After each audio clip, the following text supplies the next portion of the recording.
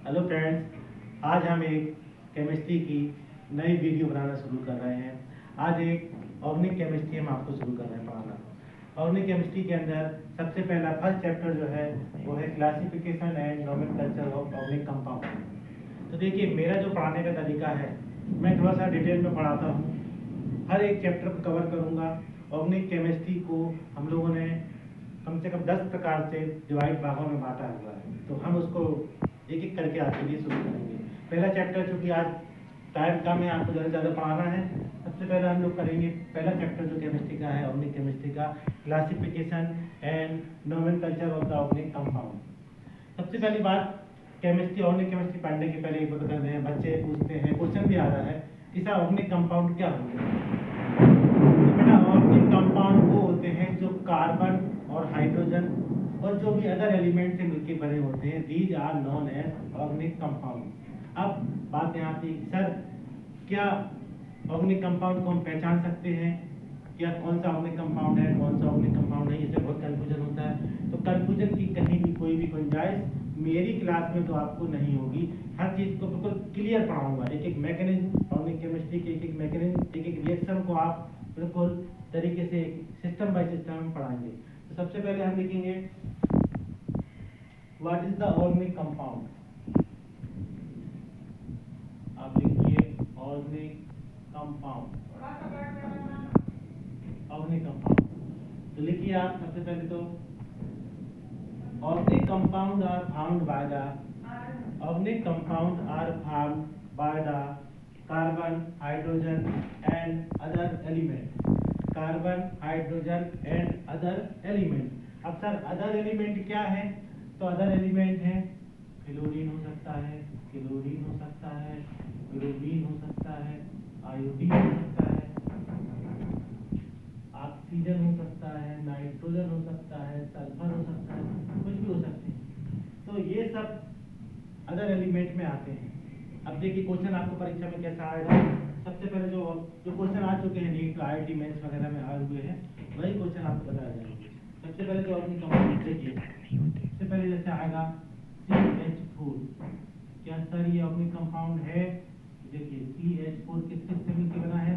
Carbon और hydrogen से। जो कार्बन और जो भी कंपाउंड है उसमें यदि कार्बन और हाइड्रोजन है, कम से कम कार्बन और हाइड्रोजन तो होना चाहिए। So it is known as organic compound. Carbon और हाइड्रोजन है, इसलिए एक ऑर्गेनिक कंपाउंड होगा। यदि हम दूसरा करें C6H12O6, तो फिर ग्लूकोज बोलते हैं, आपने सुना होगा। तो कार्बन और हाइड्रोजन है, अदर एलिमेंट ऑक्सीजन है, कोई बात नहीं, लेकिन कार्बन और हाइड्रोजन तो है। मिनिमम कार्बन एंड हाइड्रोजन होना चाहिए, जब भी वो ऑर्गेनिक कंपाउंड कहलाएगा। Clear mandate. तो ऑर्गेनिक कंपाउंड में कार्बन हाइड्रोजन है, इसलिए ऑर्गेनिक कंपाउंड होगा। C6H6 नाम सुना होगा आपने, बेंजीन। तो क्या भैया ये ऑर्गेनिक कंपाउंड है? हाँ है, तो कार्बन हाइड्रोजन है। और देखिए इथाइल अल्कोहल सुना होगा आपने, CH3CH2OH।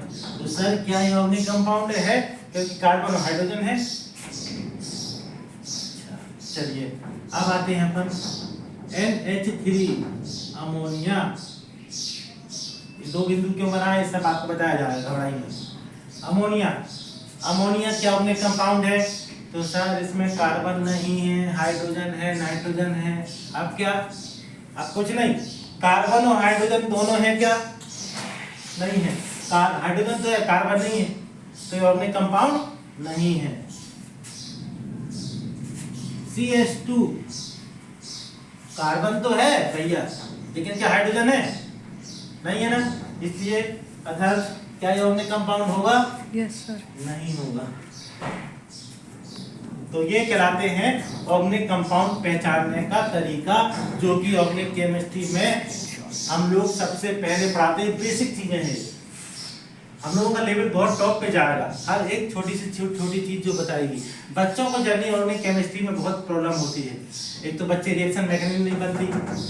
सबसे पहले तो इलेक्ट्रॉन कहाँ से कैसे ट्रांसफर होगा, कहाँ ट्रांसफर नहीं होगा, क्यों होगा, इलेक्ट्रोप्लेट रिएक्शन क्या होती है, मेसोमेरिक इफेक्ट क्या होता है, छोटी छोटी चीजें आपको क्यों होते हैं, क्या फर्क क्यों नहीं होते, क्यों होना चाहिए, ये सब छोटी छोटी चीजें एसके सर की क्लास में आपको बताई जाएंगी। ऑर्गेनिक केमिस्ट्री के आपको हर एक पॉइंट वो बताए जाएंगे जो आपकी परीक्षा में आते हैं, आते थे और आएंगे। हर एक क्वेश्चन मेरे नोट्स से ही आएगा।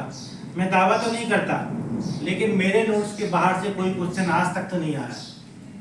लेकिन चूंकि दावा करना अच्छी बात नहीं है, दावा हम नहीं कर सकते, करना भी नहीं चाहिए, लेकिन इतना मुझे कॉन्फिडेंस है कि जो मैं पढ़ाता हूँ मेरे नोट्स ही आपकी मेरी स्ट्रेंथ है। मतलब कि आप मेरे नोट्स को पूरे कवर करेंगे तो आप पूरी की पूरी ऑर्गेनिक केमिस्ट्री, फिजिकल केमिस्ट्री और इनॉर्गेनिक केमिस्ट्री पूरी की तीनों पार्ट्स में आपको किसी भी प्रकार की कोई भी बुक पढ़ने की जरूरत नहीं है। कोई भी बुक नहीं पढ़ना, आपको किसी भी बुक को पढ़ने में अपना टाइम बर्बाद नहीं करना, मेरे नोट्स ही आपको पूरे कवर करना।